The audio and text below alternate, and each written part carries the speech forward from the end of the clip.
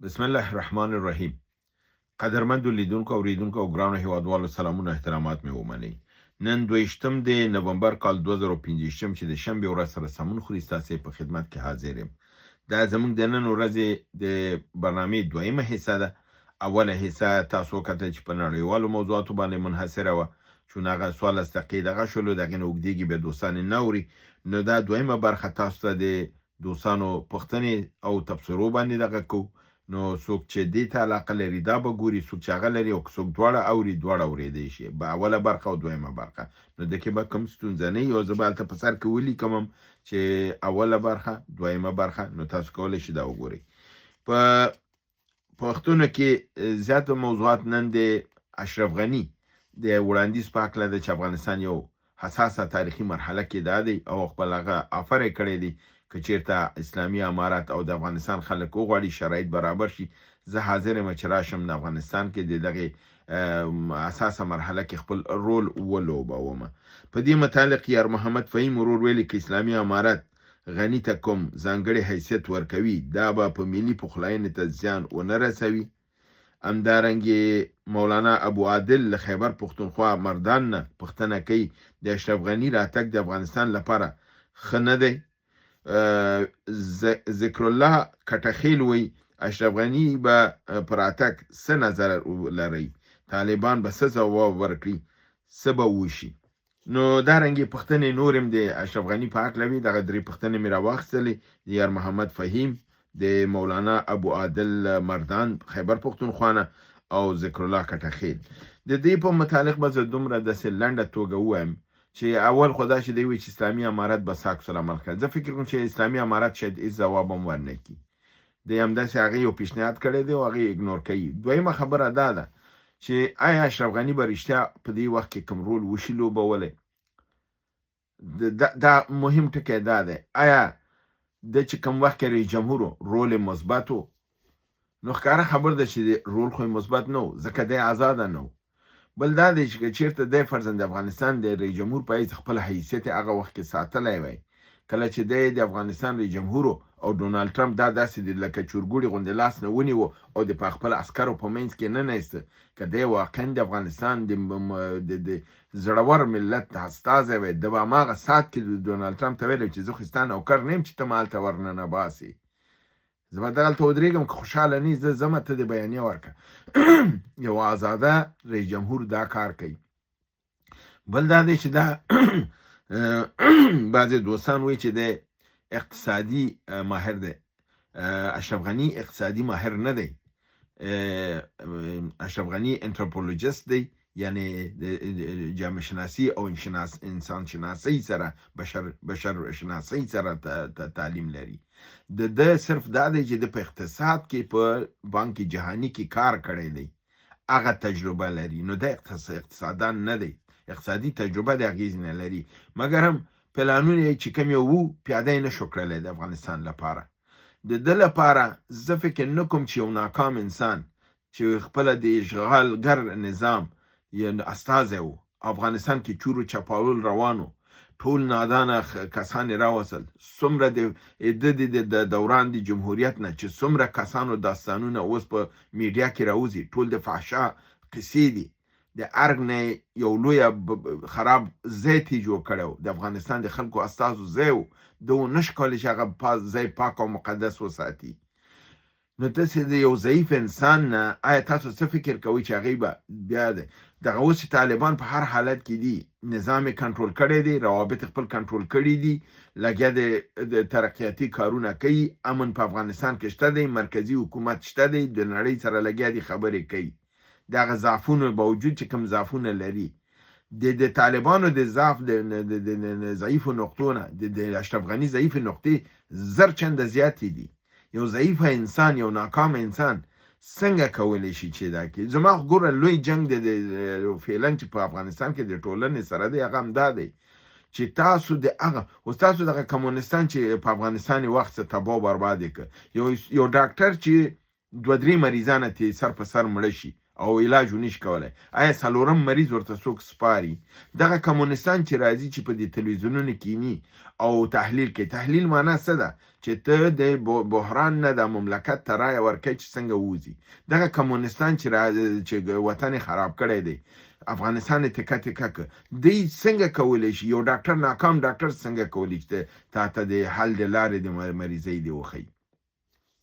یو غلام چې وطن خرڅ کړي، که اشرف غنی دی، که کرزی دی، که ببرک کارملو، که همدارنګې که ډاکټر نجیبو، او که فرضاً پخوا زمانه کې شاه شجاع یا بلو، دا ټول هغه خلکو چې وطن خرڅ کړی و. یو انسان چې یو ځلې وطن خرڅ کړ، اوس ګورې بعضې راځي وایي چې رباني، حکمتیار، سیاف رهبرانو نوم اخلي، وایي دا ترورستانو، دا خاینینو، او د مجاهدینو نظام ته چې 1992 کې راغی دی ته وایي دا د اشرارو نظامو.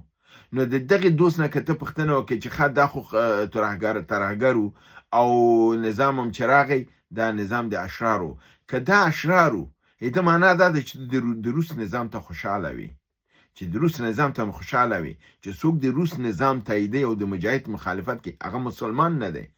هغه که صلو علی الله و رسول وایي، دغه د ایمان کې شک دی. په دې انسان دا نشي کولی که ته مجاهد ته او جهاد ته په سپکه سترګه وګوري، هغه نامقدس وګڼي او د روسانو راتګ مقدس وګڼي، خو کاره خبر دی ستا ایمان زوال کې دی، ستا ایمان خلل لري، ستا ایمان په الله نه لري. که ته ایمان په الله ولري، ته دا ویلی شي چې دغه رهبر کې دا نقص و، دی رهبر کې دا نقص و، دی رهبر کې په نهبر باندې نه ګوته نیولی شي، اما په جهاد باندې نشي نیولی. بنان یو نفر چې خپل په دوران د نظام کې ناکام شوی، خپله غلامو، آیا هغه څنګه کولی شي چې راشي بیرته نظام روغ نظام دی روان دی افغانستان کې امن دی؟ زه تاسو په ایمان سره وایم چې که اشرف غني راشي نظام بیا شړېږي، ځکه هماغه غله بیرته رامنډه وهي راځي، هماغه جنایتکار هغه ځوانان چې دلته راغلي وو په د ارګ کې، تاسو کمې قصې دي، زه نه غواړم نومونه یې واخلم، کمې قصې دي چې د جنکیانې به ښکته کېدي او پورته کېدي او د هلکانو د پیسو مسلې وي. د ډاکټر فضلي قصې هم د یاده وتې دي، د همدارنګې په سلهاو قصې نور نه دي. را نغله همدا د وزارت خارجي کارکوونکي را نغله وینه ویلې چې زما د ژوند سختترین دور دا چې ما په وزارت خارجه کې په حیث د معین کار کو، هیڅ چا په ښه سترګه نه کتل. را نغله علني ونه ویلې، وی نه ویلې دغه طالب سره زه هیڅ په هیڅ لحاظ موافقت نه لرم، مګر د دې نظام زر دفعه شرف لري په هغه نظام باندې. نو تاسو څنګه یو ناکام انسان نه دا توقع کوئ چې هغه به بیرته راشي او رول به ولوبوي؟ نو زما نظر دا دی چې اشرف غني راتګ افغانستان ته کم ګټه نه کوي، د اشرف غني راتګ حالات نه بهتره کوي، د اشرف غني ته طالبان ځای نه ورکوي، ناکام انسان دی، غلام انسانو، وطن د غلامۍ په دغه کې ورکړی و، د ده په وخت کې د سیمې خاردار باندې کار وشو، د ده په وخت کې قرارداد د سیمې خاردار او د ډیورند د کرښې پټه معاهده حنیف اتمر امضا کړله، 80 میلیونه ډالر رشوت واخیسته. د چې خپل نظام نشو کنټرولولی، نو دا به د زموږ تاسو آینده نظام کې څه بهتري راولي؟ بنا زه فکر نه کوم چې اسلامي امارت دې ته مثبت ځواب ورکړي، حتی زه فکر نه کوم چې ځواب هم ورکړي، زه فکر نه کوم چې ځواب ورکړي. همداسې هغې یو خبره کړې ده، همداسې تېرېږي، نه ورته وخت ورکوي نه راځي، او که راځي نو بیا زما نظر دا دی چې اوله کې باید محاکمه شروع شي، حتی کرزی باید محاکمه شي، غني باید محاکمه شي، پخواني کمونستان باید محاکمه شي، مجاهدینو کې چې چا دی، یعنی ترانزیشنل جسټس چې ورته وایي، عبوري انتقالي عدالت، دا په افغانستان کې نه دی پلی شوی، ځکه خو هر یو راځي جهاد ته په بده سترګه ګوري، ځکه خو هر یو راځي او جنایتکار نه شهید جوړوي او د پاک ملت شهیدانو ته توهین کوي، د اشرارو کلمه ورته استعمالوي، لپاره د څه چې دغه دور موږ نه دی طی کړی، دا باید موږ طی کړو، دا یو ځلې باید دا مسله حل شي، جنایتکار د غیر جنایتکار نه باید وپېژندل شي، غني باید راشي ځان پاک کړي. همدا اوس تاسو فکر چې امریکا غني پرېږدي؟ امریکا غني په ژوند کې نه را پرېږدي چې بیا راشي، ځکه چې هغې وایي دا یو ناکام سړی دی، دا وتښتېده، اگر چې تېښته د افغانستان په ګټه وه، په ضرر نه وه، ځکه چې د افغانستان د کورني جنگ نه بچ شو، مګر د امریکایانو په ضرر وه، امریکایان ورته په ښه سترګه نه ګوري. نو کله که ملت ورته په ښه سترګه ونه ګوري، امریکایانو نه غواړي هغه راتللی شي؟ زه فکر نه کوم. زه فکر کوم دومره به کفایت وکړي، دنه به زیات به څه تبصره کوم. لنډ ځواب مې تاسو ته درکړی چې نه، راتګ یې ګټه هم نه کوي او اسلامي امارت فکر نه کوم چې ځای یې ورته ورکړي. د محمد طارق ثاقب ورور پوښتنه دا ده چې د ټرمپ طرحه د غزې په هکله د شورای امنیت نه هم پاس شوله، مسلمانانو ته څه ګټه کوي او که نه؟ زما د اول نه دا موقف دی چې نه، دا ګټه نه کوي. دا تدریجي د فلسطین قضیه د تاریخي لحاظ نه ختمېدلو ته وړي. ډېر د ټول په حدود 12% ځمکه پاتې ده، دا هم د منځه ځي، ځکه چې اوس هم ترانزیشنل حکومت چې د دغې صلح لاندې جوړېږي، عبوري حکومت، د هغې مشري به یو غیر مسلم به یې کوي چې هغې ته یې ټوني بلیر نوم یې ورکړی د انګریز. هماغه انګریز چې دا خاوره یې تباه او برباد کړله، هماغه انګریز ته بیا دا چانس ورکول کېږي. نو تاسو فکر کوئ دا د فلسطین په ګټه ده؟ هرګز د فلسطین په ګټه نه ده. موقتي اور ودرېږي، مګر هم کار د فلسطینیانو په ګټه نه تمامیږي. کابل زمین 55 وایي چې رزاق مامون ډیر منفي تبلیغات کوي، افغانستان جنگ ته لمن وهي، وایي چې جنگ شروع کیږي. موږ یې سخت په تشویش کې اچولي. وروره هغه خلک چې دي دا یو ذهني تکلیف او مریضي لري. دا چې کله ما ورسره برنامې هم کولې، تاسو یادېږي ما به ورته ویلې، دی به ویلې چې جبهې مقاومت، ما به ورته ویلې کومه جبهې مقاومت؟ او زما خبره الحمدلله ثابته شوله. 4 کاله مخکې ورته چې جبهې مقاومت نه جوړېږي، دنیا ورته وخت نه ورکوي. نن زما خبره ثابته شوه چې دنیا وخت ورنکړي جبهې مقاومت ته. بنان دی از خپل د تسلیت لپاره بعضې خبرې کوي، ګروپونه ذهني تشکیلوي، طوفانونه جوړوي، شمال ختمیږي. د قشتېپې په هکله یې څه نه ویلې چې دا خو د قبایلو لپاره جوړه شوې، دا خو سمت شمال غرق کړ، د سمت شمال ځمکو باندې قبضه وشوه، ټول پښتانه هلته وړي. نن ګوري چې خپله د سمت شمال د حقین خوشحاله دي، په زرهاو جریب ځمکې د همدغې نه چې لا اوبه نه دي راغلي، د چشمې په اوبو باندې دا کانال کې اوبه دي، د هماغې اوبو نه خلک اخلي، په زرهاو جریبه ځمکې خپل خړوبې کړلې او ګټه اخلي. نو د دې موقف ثابت نه دی. په دې باندې دومره تشویش مه کوئ، او دا د تشویش وړ خبره هم نه ده. پرېږده، خپل خبرې به کوي، خبرې تاثیر نه لري. منیر زکی 903 وایي که سوریه یا عربستان خپل رابطه له امریکا سره ساتي نو ولې غلامي ده، او که موږ رابطه هند سره ساتو دا افتخار دی. اصل کې هند، قطر، اروپا او امریکا یو نه دي؟ بلکل وروره، دا موږ هېڅکله نه دي ویلي چې د هند سره اړیکې زموږ افتخار دی. مګر تاسو باید په دې باندې پوه شئ چې د غلامۍ اړیکې او نارمل اړیکې دا فرق کوي. د غلامۍ اړیکې او د نارمل اړیکې فرق کوي. غلام هغه چې هغه بدون د اشارې نه کار نشي کولی. د تاسو وکتل، اوس ګورئ، زه به تاسو مثال درکم. دغه غزه کې چې اسرائیل اقدام کوي، دوی کاملا چپ پاتې کیږي، سعودي چپ پاتې کیږي، قطر چپ پاتې کیږي، ترکیه چپ پاتې کیږي، سوریه خو بالکل د هغې لاسپوڅې ده. مګر همدغه سعودي چې یمن چې د اسرائیل په مقابل کې ودرېږي، همدغه سعودي بیا په یمن باندې یرغل کوي. دغلته فرق د غلام معلومیږي چې هلته چون د بادار مسئله ده، سړی ټیټ دی، هلته بیا اسلام او خدای په یاد نه وي، هلته بیا د مسلمان او د غریب نه د یو فلسطیني نه دفاع نه کوي. په عوض د دې چې د یمن سره مرسته وکړي چې اسرائیل ووهل شي، د اسرائیل سره مرسته کوي یمن وهي، د اسرائیل سره مرسته کوي د یمن کشتیګانې او د یمن میدان بمباردهي لپاره دی چې د اسرائیل کشتیو ته ضرر ونه رسوي. دغه فرق به تاسو وکړئ چې غلام هغه دی چې هغه د خپل د بادار منافعو نه دفاع کوي، او دی کړې ده، هلته دفاعي کړې ده. نو دلته موږ خو دلته د هندوستان سره غلامي نشته دی، او نه موږ د هغې خبره منو. هغې موږ سره د مساویانه مراوده لري، لا تر اوسه کلکه شوې هم نه ده، خو سره خبرې کېږي، دا کېږي. هغه په موږ باندې خپل خبره نشي تحمیلولی. موږ د هندوستان خارجه پالیسي نه تعقیبوو، بلکې د متعادله ډول. تاسو هلته وګورئ په ترکیه د امریکا پالیسي تعقیبوي. اسرائیل خو بالکل د امریکا قماندان د منطقې دی، او سوریه د اسرائیل تر اثر لاندې اوس ده. هغه ورته وایي دې سیمه کې به د طیارې پرواز نه کوي. هغه ورته وایي چې دلته به ته بفر زون زه جوړوم دې کې به ته مداخله نه کوې، ته به ټانک نه ساتي، ته به تیاره نه ساتي، ته به دلته پولیس نه جوړې، نو غلام نور څه ته وایي؟ غلام نور څه ته وایي چې ټرمپ ناست دی د ریاست جمهوري په چوکۍ لکه رئیس جمهور د عسکر غوندې څنګ کې ودرېږي. رئیس جمهور خو داسې نه وي. رئیس جمهور خو وایي چې ورور رئیس جمهور یې، تم رئیس جمهور یې، راځه زما څنګ کې ودرېږه، بیا زه چې ووتلم بیا زه په چوکۍ کې دې کښېنه. هغه خپل احترام او برابري غواړي، غلام چې سر یې ټیټ وي. نو دا موږ خو د هندوستان په روابطو باندې د افتخار نه کوو، په دې موږ پوهېږو چې د هندوستان خپل ګټې دي، زموږ خپل ګټې دي، مګر د موقتي زماني دغه موضوع لپاره چې زموږ سره د پاکستان موضوع جدي ده او موږ سره شخړه ده، موږ باید د هر ځینه چې کېږي مرسته ترلاسه کړو. مرسته ترلاسه کول او غلامي کول که ډېر ځمکه تر اسمان فرق دی.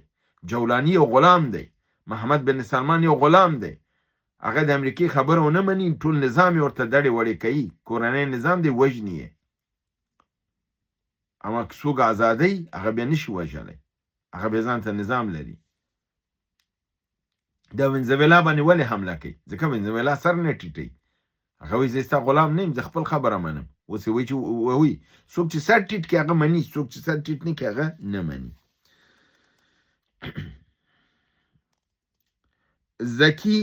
زکی خان په نامه ورور ویلي چې طارق پټان وایي پاکستان او تاجکستان په ګډه د واخان نیولو کوشش کوي. ورور دې طارق ما ویلي طارق پټان او د مټان پسې ګرځي، ما دا هوایي دا د آی اس آی ایجنټان دي، د آی اس آی په اشارو باندې تبلیغات کوي. او تاسو دا ما تیره شپه هم تشریح کړې ده، وړمه شپه هم تشریح کړې ده چې تاجکستان اوس د پاکستان سره نه دی، او هغه سیمه کې پاکستان نشي کولی چې واخان یوازې وخت ونیسي. هغه سیمه کې هندوستان هم دی، هلته چین هم دی، هلته تاجکستان هم دی، او هلته د افغانستان قوام موجودې دي. پاکستان نشي کولی دا کار. بنان د پټان خبرې چې دي، پټان جانې او رمضان جانې بس هغه پوهېږي، خپل کار به پوهېږي، د هغه دروغ وي، د هغه پسې ګرځئ مه. محمد غوث ورور دا کړی دی چې د ابراهیمي حلف څه معنا لري، او دا څوک چې ابراهیمي حلف ته لاړ شي آیا د اسلام نه خپل د موقف نه تېرېږي؟ وروره د ابراهیمي حلف باندې ما همدغې میاشت کې په همدغې 10 ورځو کې برنامه کړې وه.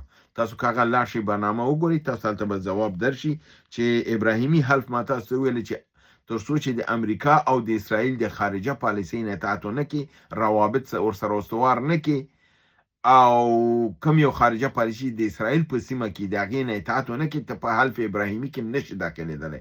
ګریټر اسرائیل د هغې منافع ملي په سیمه کې د هغې نه به خلاف ته نشي تللی. هغه چې هر غلط کار کوي ته هغې ته به غلی، لکه اردن چې غلی دی، ورته سعودي چې غلی دی، مصر چې ورته غلی دی، ترکیه، مصر، اردن، سوریه خو اوس لګیا دی د قرارداد امضا کوي، ځکه لګیا دی د نتنیاهو چې پرون مې تاسو ته ویلې چې راغلی په همدغې لپاره راغلی.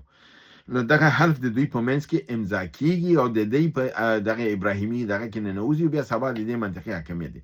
څوک چې حلف ابراهیمي نه امضا کوي، معنی دا ده چې هغه د اسرائیل او د امریکا برتري په سیمه کې نه غواړي. هغه چې نه غواړي هغه دوی خپل دشمن ګڼي.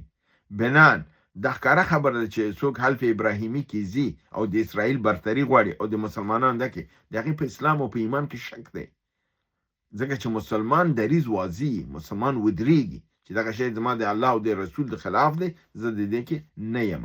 نو په دې اساس باندې دا واضح خبره ده چې څوک د ابراهیم په ایمان کې ځي هغه خپل د سیاست، اقتصاد، عقیدې د هر څه نه لاس اینځي، بیا د اسرائیل اطاعت کوي، بیا د اسرائیل د اطاعت چې د هغې ومنه، بیا نو په سیمه کې بیا کولی شي بقا پیدا کړي. هیله ده چې برنامه وګورئ، خوا کې دوستان سره شریکه کړي. تر بل برنامې چې تاسو حضور ته حاضرېږم، تاسو په لوی پروردګار عالمین سپارم. وما علینا الا البلاغ.